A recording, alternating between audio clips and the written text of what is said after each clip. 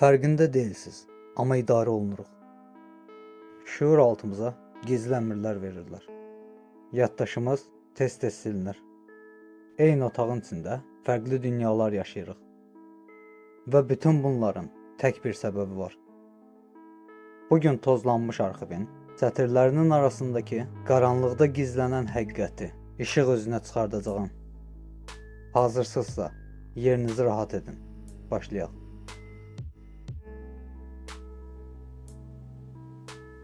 Bəzən bir otağa girirsiniz, amma niyə bura gəldiyinizi bilmirsiniz. Bir neçə dəqiqə əvvəl oxuduğunuz sətirlər ağlınızdan uçub gedib. Sanki nəsə sizin beyninizdən yaddaşınızı çəkib aparır. Əvvəllər yaşlı insanlar yaddaş problemi çəkərdi. İndi isə yerlər dəyişib. Cavanlar yaddaş problemi çəkməyə başlayıblar. Elm yaddaşın silinməsi haqqında deyir ki, beynimizin yaddaş həcmi o qədər də böyük deyil. Biz yuxuda olanda beynimiz yaddaşımızı analiz edib lazımsız görüntüləri silir ki, yaddaşımızda yer açılsın. Elə yuxunu da biz belə görürük. Amma bizim yaddaşımız biz oyanıq olduqda da silinir. Gün boyu nələr yaşadığımızın, kimlərlə qarşılaşdığımızın, nələr söhbət etdiyimizin çox hissəsini xatırlamırıq. Beyin niyə oyaq olduğumuz halda da yaddaşımızı silmək məcburiyyətində qalır? Müşahidəmə görə bunu bizə edən telefonlar, kompüterlərdir. Yaşlı insanlar o qədər də texnologiya ilə iç-içə deyirlər. Əlbəttə ki, istisnalar hər zaman var. Biz başımızı telefondan qaldıra bilmirik. Beynimiz gün boyu məşğuldur. Sən hər dəfə ekranı yuxarı sürüşdürdükcə, beynin oradakı görüntünü yaddaşa yazmaq üçün köhnə bilgiləri silir. Bunu davamlı, ard-arda etdikcə, beynin artıq hansı lazımdır, hansı lazımsızdır baxmadan tez-tez silir ki, yer açılsın. Siz elə bilirsiniz ki, o cihazları siz idarə edirsiniz. Amma əslində o cihazlar sizi idarə edir. Bunlar sadəcə bir telefon deyil. Bunlar insanın iradəsini sındırmaq üçün hazırlanmış ən böyük laboratoriya təcrübəsidir. Bu laboratoriyanın da sınaq siçanları bizik. Telefonunuzun ekranı bir anda işıqlandıqda və ya səs eşitdiyinizdə beyninizdə bir sual yaranır. Görəsən kimdir? Bəlkə illərdir gözlədiyiniz biridir. Bəlkə də mənasız reklam mesajdır. Beynimiz bilmədiyimiz o mesaja qarşı dopamin ifraz edir. Çox insan dopaminin həzz hormonu olduğunu düşünür. Amma o, axtarış və gözlənti hormonudur. Hər dəfə nəsə axtardığında və ya bir ümidin, bir gözləntin olduğunda yaranan heyecan buna səbəb olur. Algoritmlər bizi həzlə yox, bitmək bilməyən gözlənti ilə idarə edir. Ekranı hər aşağı sürüşdürdükdə, bu bizdə daha çox maraq, heyecan oyandırır. Çünki bir sonrakında qarşımıza nə çıxacağını bilmirik. Bu bir qumar məntiqidir. Sizi qumara bağımlı hala gətirən şey qazanmağınız deyil, qazanma ehtimalınızdakı o gözləntidir, o ümiddir. Maraq oyandırır. Görəsən bu dəfə udacağam düşüncəsidir. Uduzsan da buna davam edirsən. Bu Zeigarnik təsiridir. Beynimiz bitməyən hadisələri tamamlamaq üçün proqramlaşıb. Keçmiş xatirələrimizi tez-tez düşünməyimiz də buna görədir. Çünki o xatirələr hələ tamamlanmayıb. Siçanlar üzərində sınaq keçirdiblər. Bir siçanı düymə olan qutuya qoyublar. Siçan hər düyməyə basdıqca ona yemək göndərdilər. Daha sonra siçan hər düyməyə bastığında bəzən yemək göndərdilər, bəzən göndərmirlər. Siçan da dayanmadan düyməyə tez-tez sürətlə basmağa davam edib.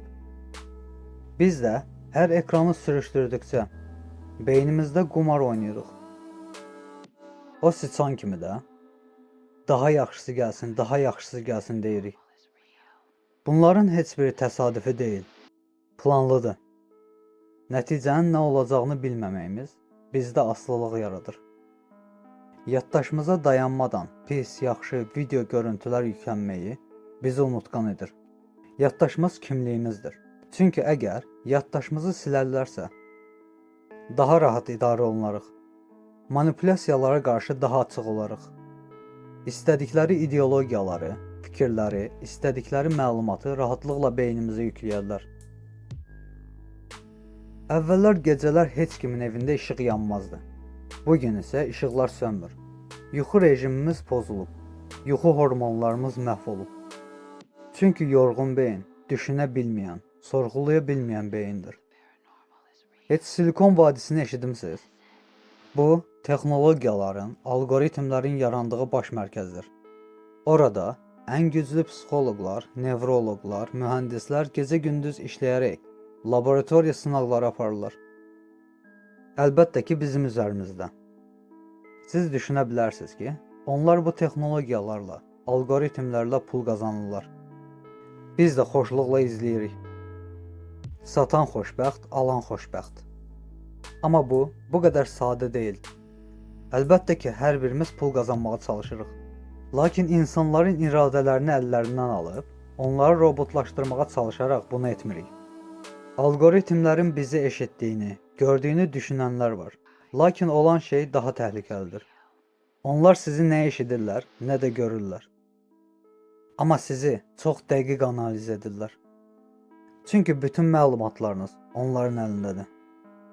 Bugün nə izlədin, nəyə baxdın, nə xoşuna gəldi, nədən qorxdun, hər şeyi analiz edirlər. Buna görə də düşündüyün şey reklam olaraq qarşına çıxır. Çünki səni səndən yaxşı tanıyırlar.